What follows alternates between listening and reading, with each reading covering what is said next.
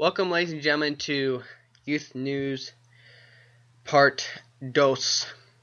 Sorry for the delay on this. And that's Spanish, Tyler. Boom. I mean, that's just incredible. Yeah. Sorry about the delay, though, folks. We expect just maybe 5-10 minutes longer than we A little bit of time. Talking to this band that we just interviewed. Not sure if you heard them. They're called Gold, Frankincense, and Myrrh. If you didn't hear them, go to our Spreaker page right now and check it out. Or you can find it on our Facebook page. You can find it on our Twitter or our Google Plus community at Youth News Radio on Twitter if you want to check it out. And then I guess, I just had a great idea. We should make a poll asking, what people think if we should do an interview every month or just like every other month, something with them. That's a good idea. The plan is for right now. I'm gonna get on this as soon as the show's over. I'm gonna try to talk to their manager, who we've been in contact with, and book another interview. This one was so much fun. It was really fun. Yeah. All right. Well, we had all that music talk, and I enjoyed it. I appreciated it. I thought it was fun. He's sick of me now, so I'm just gonna leave the room. I'm not sick of you, Tyler. Are you not? Don't worry. Alright, I'm just putting words in his mouth then. I'm only sick of you a little bit. Okay. Alright, but so oh my gosh. Okay. Vote on our poll that we have on Youth News. You're gonna have to listen to the show if you want to actually hear the inside story about this. But no, go ahead and vote on our. Yes, it was. Vote on our poll. It was before the show. No, it was during our show. Which would you prefer? World peace or a piece of pie? Was that during the show? That was during the show. Are you sure? I'm pretty sure it was during the show. Either way, go vote on it. Alright, well, anyways, if it's in our show, let's just get the backstory real quick. We were talking about beforehand. I believe it was beforehand. I could be wrong. So excuse me while this all blends together. Yeah, sorry. But we were talking about, what was it? Like, would you rather have end world peace and then the gold, frankincense, and myrrh said, or have a piece of pie? So that's where we got the idea for this. I don't remember what the question was, though. Yeah. I don't remember either, but I believe that's who voted on this poll already. I voted on the poll. I voted a piece of pie. Okay, so that was you. I'm the only one who voted on it right now. Okay. Never mind then. Scratch that and just... Alright, well, I'm ready to get to some sports news. And Tyler, I don't know about you, but it is high time. Right now, the Oklahoma City Thunder are giving the Mavericks what for? 37-22. There's 9.5 to play in the second quarter. Dirk Nowitzki's got 8 points to lead. Scratch that. Enes Kanter also has 8 points. Recently jumped up there. Serge Ibaka's got 7, so it's pretty much a doozy. It's safe to say in Dallas, the Thunder are really having their way. Earlier today, we had 2 upsets. Toronto at Indiana. The Pacers come away with the win, 100-83 to even the series at 2 apiece. Miami at Charlotte, and the Hornets also pull the upset, 96-80 to give themselves a little bit of life. The Heat had a 3-0 lead in the series, and the Hornets are living. They're surviving for another day. Live. Let's just live it. They're probably just gonna get annihilated next week, but Who cares? Jeremy Lin with 18 points to lead the way for the Hornets. And checking back on the other game, Ian Mahinmi. I've never even heard of this guy. Holy cow. 22 points, 10 boards, 5 dimes. He had a double-double. Led the way in all 3 stat categories for the Pacers in their win. Ian Mahinmi. I have no idea. Just start making up names midway through. Ian I know. Alright, let's take a look back at some of the other games. The Thunder, on Thursday, the Thunder annihilated the Mavericks 131-102. The Raptors handled the Pacers 101-85. Rockets snuck past the Warriors 97-96. Can you believe it? No! I mean, what? Apparently, I heard, though, that it was basically bogus. The game-winning shot by Harden there should have been a foul called on the play, but Who am I to judge? The refs suck in every single sport in this entire nation. Well, that's not entirely true. No, it is entirely true. But, Friday, the Cavaliers outscored the Pistons 101-91. I'm not going to let you talk about that, Tyler, because I know you're just going to ramble on a bunch of nonsense. No, I was going to say the NBA refs never call foul. They all suck. That's what I'm telling you. So don't argue with me because it's true. But every single ref in every single sport sucks. Depends on the ref. Okay.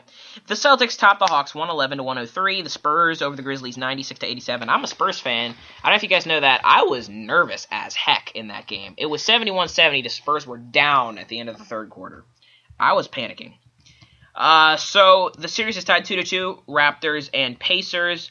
The Heat have a 3-1 lead over the Hornets. The Thunder lead the Mavericks currently 2-1, and they're up 37-22. Right now, trying to make it a 3-1 lead. Coming up at 10:30 tonight, we have the Clippers at the Trailblazers.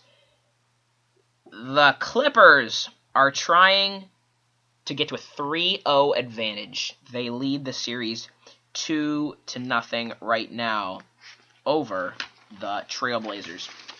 1 o'clock on Sunday, the Spurs trying to become the first team to advance. They're at the Grizzlies in Game 4. The Spurs lead 3-0 in the series. I thought the Indiana already advanced. Didn't they win? No, they didn't. They didn't? No, the Pacers? Pacers tied up the series Pacers, at 2-2. They were down 2-1. Oh, they were? Yep. I thought I saw somewhere that they already... Nope. At this point, the only two teams that have a chance to are the Spurs and then the Cavaliers at 8:30 p.m. Eastern Time tomorrow. Cavs at the Pistons Game 4. Cavs lead the series 3-0. Cavs have it easy. Cavs, Golden State the and the demolition. Spurs probably have the Although hardest. the Spurs, at this point, Spurs have it. Grizzlies are playing awful basketball. At this point, I think the Spurs have it the easiest. Yeah.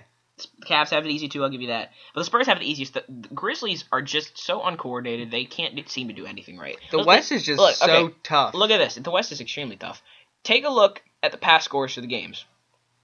Alright? So they had 96-87 was the final... Okay, come on. 96-87 was the final score just yesterday. 94-68 on April 19th. I mean, do you believe it? 94-68.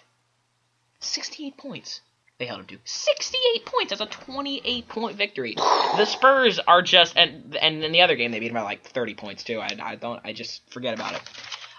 Warriors at Rockets, a series in which the Warriors now have a little bit of life. The Warriors lead.